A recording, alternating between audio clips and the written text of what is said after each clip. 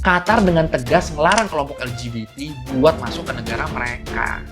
Karena di Qatar, LGBT ini termasuk pelanggaran berat yang bisa dijatuhin hukuman penjara atau bahkan sampai hukuman mati.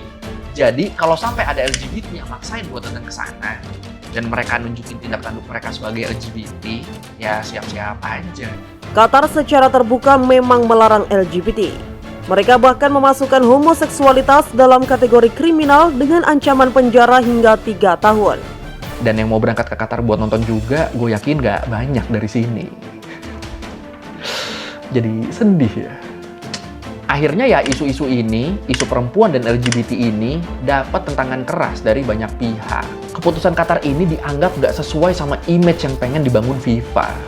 Image kalau sepak bola tuh bisa menyatukan dunia. Qatar akhirnya izinkan LGBTQ datang di Piala Dunia 2022. Menteri Energi Qatar Saad Sherida Al-Kaabi mengatakan komunitas lesbian, gay, biseksual, transgender, dan queer atau LGBTQ kini bisa datang ke Piala Dunia 2022. Jika mereka ingin berkunjung ke Qatar, kami tak ada masalah dengan itu, kata Al-Kaabi pada Rabu 30 November seperti dikutip Reuters. Al-Kaabi juga mengatakan negara barat ingin mendikte Qatar dan melakukan apa saja yang mereka mau termasuk melegalisasi LGBT. Jika Anda ingin mengubah saya, maka saya akan bilang bahwa saya meyakini LGBTQ, bahwa keluarga saya harus menjadi LGBTQ, bahwa saya menerima LGBTQ di negara saya, bahwa saya mengubah hukum saya dan hukum Islam untuk memuaskan barat, maka ini tidak dapat diterima, tegas dia. Qatar secara terbuka memang melarang LGBT.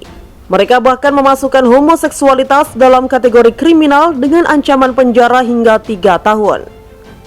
Negara Teluk itu dan FIFA sebelumnya ketat menyoal atribut yang dianggap berkaitan dengan komunitas LGBT. Ban Kapten Pelangi atau One Love dilarang digunakan pemain pada Piala Dunia 2022. Imbasnya, sejumlah tim termasuk Jerman batal memakai ban kapten tersebut. Jika mereka memaksa, maka pemain akan dikenai kartu kuning. Namun, kampanye LGBT terus bergaung selama gelaran Piala Dunia di Qatar. Banyak tim negara-negara barat kukuh mengkampanyekan dan membawa simbol dukungan untuk komunitas ini. Misalnya Menteri Dalam Negeri Jerman, Nancy Faeser, mengenakan ban pelangi One Love saat menyaksikan tim nasionalnya bertanding melawan Jepang. Nancy memakai ban pelangi itu sebagai bentuk penolakan atas aturan FIFA. Saat menonton pertandingan, ia bahkan duduk di samping Presiden FIFA, Gianni Infantino, di tribun VIP. Jika mereka ingin berkunjung ke Qatar, kami tak ada masalah dengan itu, kata Al-Kaabi pada Rabu 30 November 2022, seperti dikutip Reuters. Al-Kaabi juga mengatakan negara barat ingin mendikte Qatar dan melakukan apa saja yang mereka mau termasuk melegalisasi LGBT. Jika Anda ingin mengubah saya, maka saya akan bilang bahwa saya meyakini LGBTQ, bahwa keluarga saya harus menjadi LGBTQ, bahwa saya menerima LGBTQ di negara saya, bahwa saya mengubah hukum saya dan hukum Islam untuk memuaskan barat, maka ini tidak dapat diterima, tegas dia. Diketahui, Qatar secara terbuka memang melarang LGBT. Namun kampanye LGBT terus bergaung selama gelaran Piala Dunia di Qatar.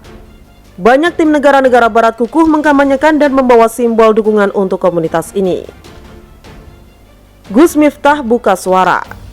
Gus Miftah meminta kepada umat Islam untuk tidak memberikan dukungan terhadap tim-tim peserta Piala Dunia 2022 yang mendukung LGBT. Seruan larangan mendukung tim pendukung LGBT diungkapkannya lewat postingan Instagramnya. Gus Miftah membagikan satu pemberitaan Cristiano Ronaldo yang menolak memakai ban kapten One Love LGBT demi menghormati umat muslim atau rumah Qatar. Jangan dukung tim sepak bola yang mengkampanyekan LGBT, tulisnya. Gus Miftah mengingatkan Allah Subhanahu wa Ta'ala melaknat orang-orang yang melakukan kejahatan dan penyimpangan seksual seperti yang dilakukan kaum Nabi Lut, kaum Sodom.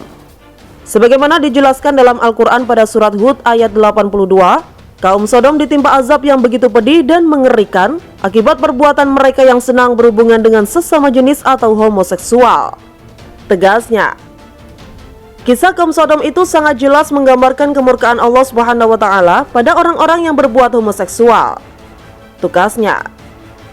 Disebutkannya dalam hadis yang melalui jalur Abdurrahman bin Mahdi, Zubair bin Muawiyah, hingga Ibnu Abbas menerangkan Rasulullah menjelaskan tentang orang-orang yang mendapat laknat Allah.